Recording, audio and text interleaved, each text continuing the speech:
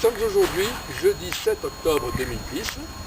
Nous sommes ici sur le chantier de la gare de Meroux, la future gare Belfort-Montbéliard TGV. Et dans un peu plus d'un an, la ligne à grande vitesse Rhin-Rhône, qui relie les villes de Mulhouse à Dijon, en passant par Belfort et Besançon, dans un peu plus d'un an, cette ligne sera ouverte officiellement au service commercial.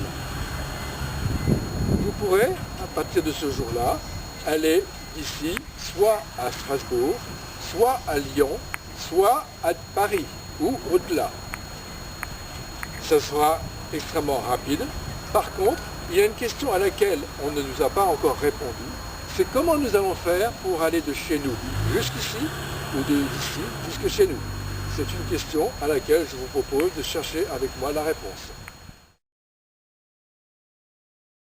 Le premier moyen de transport auquel on songe habituellement, c'est bien entendu la voiture particulière.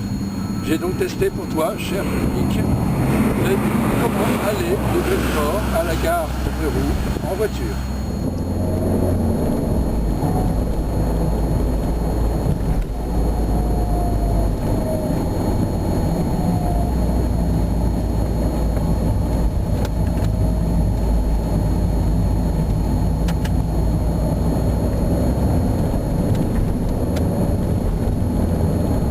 Quel que soit l'endroit où vous venez dans Belfort, la première chose à faire, c'est de prendre l'autoroute. L'autoroute A36, bien entendu, en direction de Montbéliard. Soit vous la prenez au Glacis, soit vous la prenez à Danjoutin, comme dans le cas présent. Tout dépend d'où vous venez.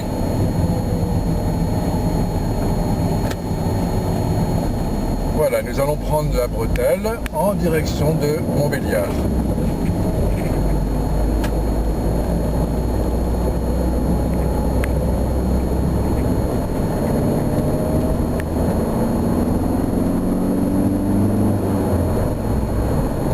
Bon, maintenant, le petit jeu, c'est de s'insérer dans le trafic.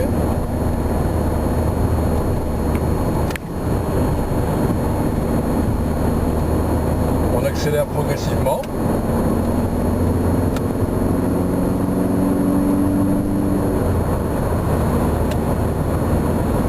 Attention parce que ici, sur cette portion d'autoroute, la vitesse est limitée à 110.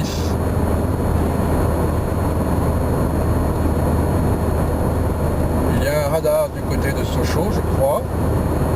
Et de toute façon, il y a souvent des radars mobiles installés discrètement par la maréchaussée sur les ponts.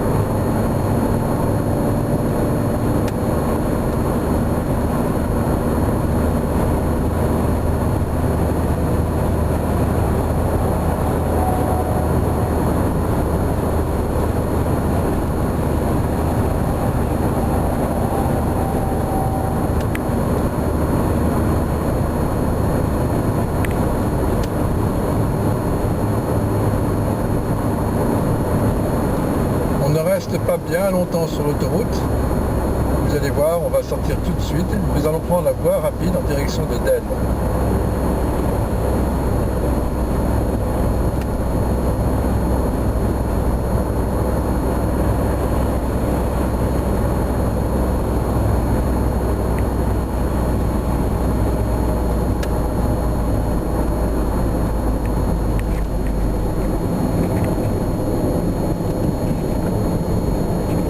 Ici, la plus grande prudence est recommandée.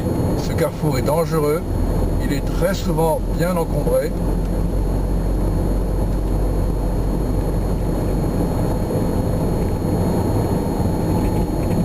Bon, aujourd'hui on a de la chance, ça passe sans problème.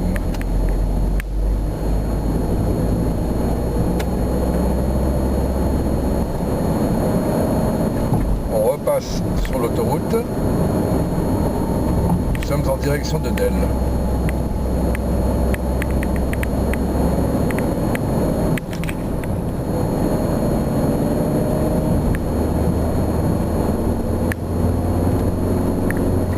Voilà, nous sommes sur la voie rapide.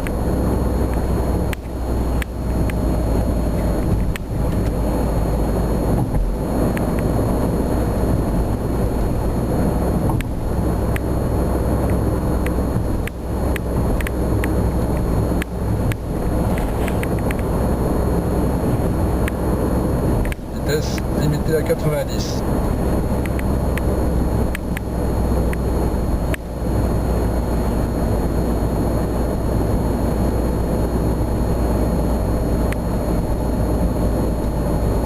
Nous allons sortir maintenant. La signalisation n'est pas encore en place, sauf bien sûr celle du chantier.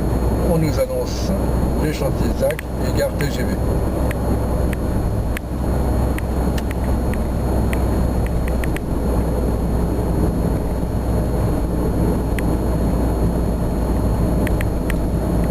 Voilà un premier rond-point. Nous allons faire le tour presque entièrement pour repasser sous la voie rapide.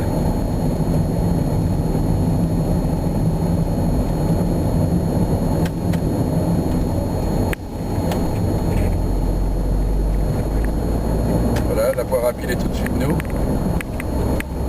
Un deuxième rond-point. Cette fois-ci, nous allons prendre la route qui va nous mener directement à la gare TGV.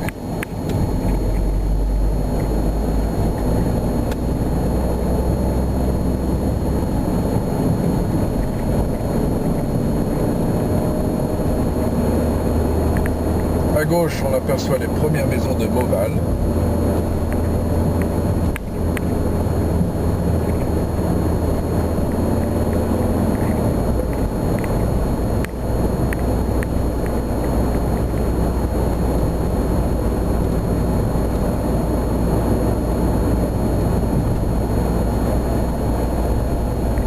Je ne sais pas qui finance la construction de cette route, mais ils ont certainement voulu faire des économies.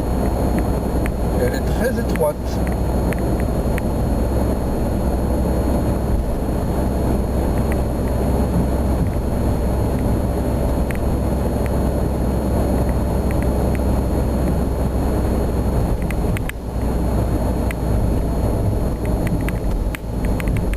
Maintenant, on s'engage sur une petite chaussée à sens unique.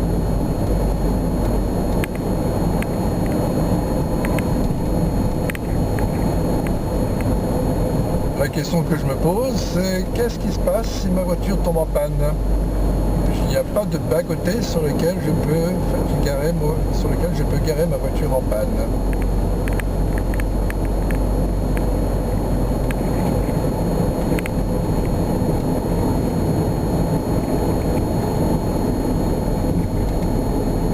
Voilà, nous approchons de la gare. Vous voyez devant vous la gare, le chantier de la gare.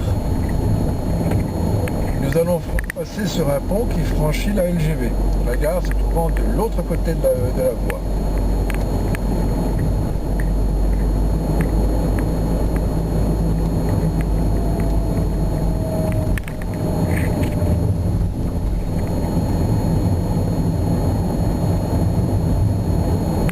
Notre voyage se termine ici. Normalement, pour accéder au parking, on fait le tour de ce rond-point et on va maintenant tout droit. Comme vous pouvez le constater, c'est fermé, le parking est en cours d'aménagement.